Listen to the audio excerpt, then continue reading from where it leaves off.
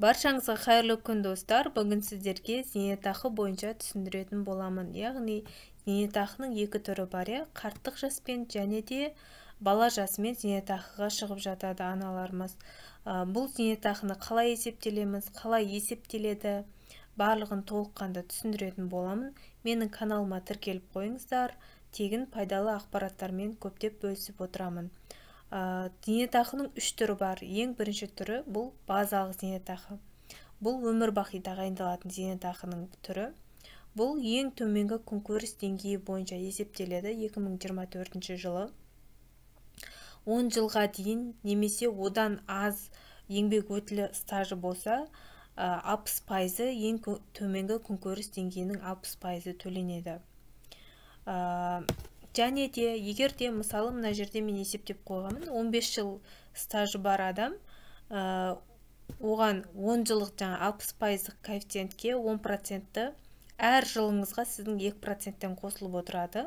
10% қосылып тұр, яғни ең төменгі күнкөріс деңгейінің 70% төленеді. Ол 30.384 теңге. Ал егер де 100% өтілге жететін болса, ең төменгі күнкөріс деңгейін 100% алатын болады. Зейнетақы жүйесіне қатысу өтілі 1998 жылдың 1 қаңтарына дейін еңбек кітапшасымен еңбек өтілі болу керек. 1998 жылдан 1 қаңтардан кейін міндетті зейнетақы жарнасында расталу керек, яғни бұл жерде еңбек кітапшасы қажет емес. Сіздердің МПФ порталына кірсеңіздер, немесе егоф арқылы көрсеңіздер, зейнетақыларыңыз уақытылы түсіп тұрса, сонымен ақ растай аласыздар. Және де басқа да әлеуметтік маңызды кезеңдер. Яғни бұл жерде сіздер инвалидностьпен шығуларыңыз мүмкін. Ол кезде сіздерде әлеуметтік аударымға қарайды. Сол әлеуметтік аударымдағы тағайындалған сумма бойынша есептеледі. Келесі ынтымақты зейнетақы. Бұл қарттық зейнетақының бірінші базасы, екінші базасы бұл ынтымақты зейнетақы. Бұл ынтымақты зейнетақы сонымен қатар бала жасымен шығып жатқан аналарымызға осы зейнетақы тағайындалады. Бұл ынтымақты зейнетақы бала жасымен де, қарттық жаспен де тағайындалады. Егер сіз тек қана бала жасымен тағайындалатын болсаңыз, осы ынтымақты зейнетақысына өте үлкен мән берсеңіз болады. Себебі бұл өмір бақи тағайындалады. Ертең сіздер қарттық жаспен тағы да қосылады ғой, мына базалық және де жинақталған зейнетақы бойынша. Осы ынтымақты зейнетақыға мән бер деген себебі бұл өмір бақи тағайындалады, бұл өзгертілмейді. Яғни сіздер дайындалуларыңыз керек.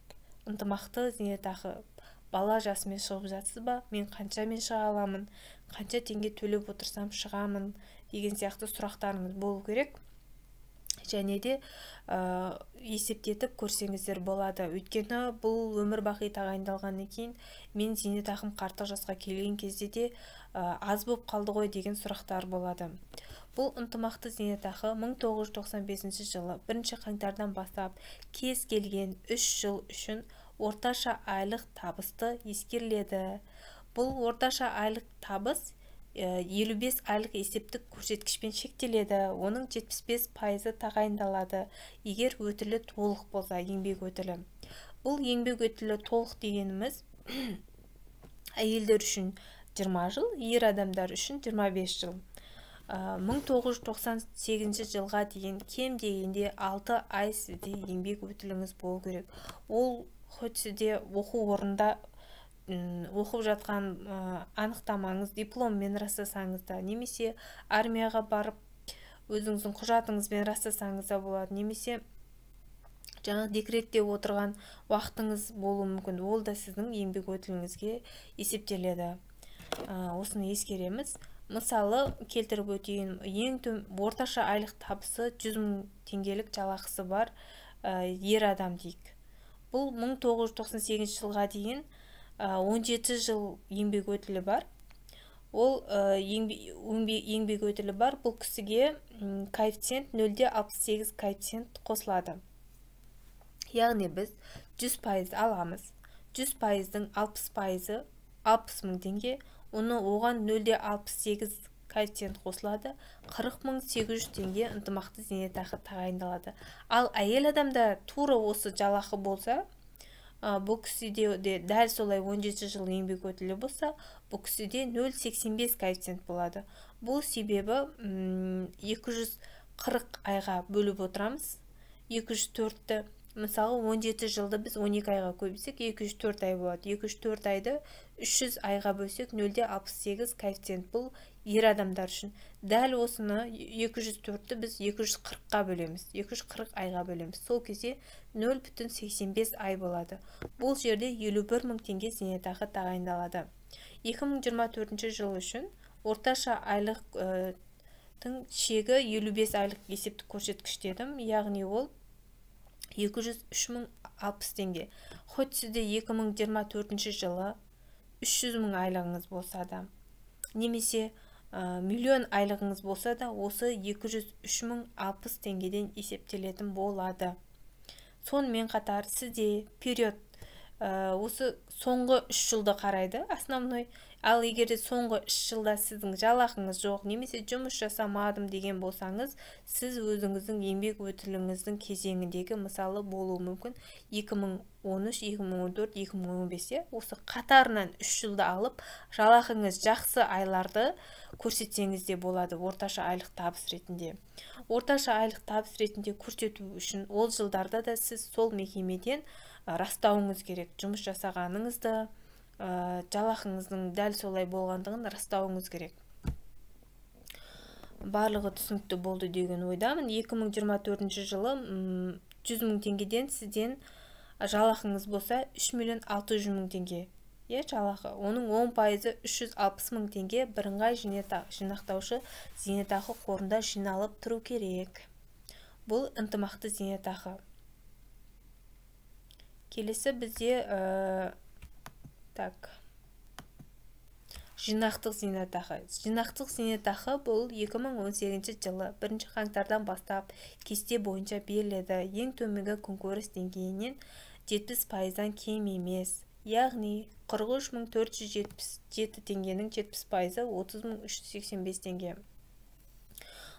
Мысалы сізде бірыңғай жинақтау зейнетақы қорында міндетті зейнетақы жарнасы, инвестициялық табыс, яғни сіздің ол жыл сайын өзіңіз құйып жатасыз, оған қосымша мемлекеттен инвестициялық табыс та түсіп жатады қосымша.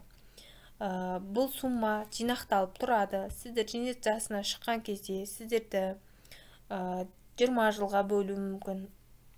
Әрбір айға сіздердің осы жинақталып тұрған суммаларыңыз біткенше береді. Немесе сіз бұл зейнетақыны пайдалана алмай қалған кезде, өмірден өтіп кеткен кезде сіздердің мұрагерлеріңіз алатын болады. Именно осы зейнетақы бойынша.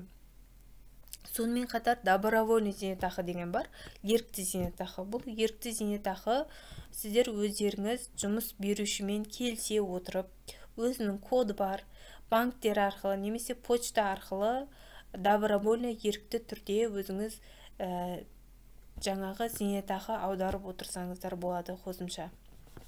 Менің ақпаратым пайдалы болды деген ойдамын. Каналға тіркеліп отырыңыздар. Консультация болса, мен өзімнің WhatsApp нөмірімді қалдырып қоямын. Барлықтарыңызға сәттілік, жақсы, лайықты пенсияға шығуларыңызға тілектеспін. Сонымен қатар бағыт-бағдар көрсетемін. Жақсы зейнетақыға жақындап қалған болсаңыздар, 6 ай қалған болса, немесе 3 ай қалған болса да сіздер әрекет жасап көрсеңіздер болады. Лайықты зейнетақыға шығыңыздар. Баршаңызға сәттілік тілеймін.